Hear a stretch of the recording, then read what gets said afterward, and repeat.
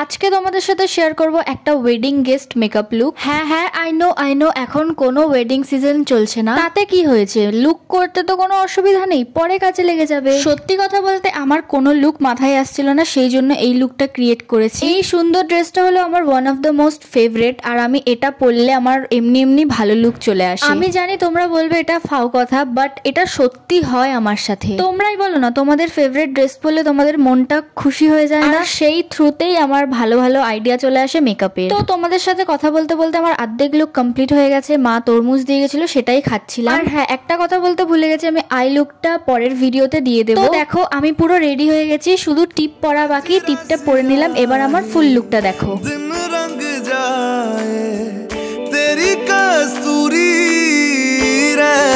जगाए मन मस्त मगन बस तेरा नाम दोहराए।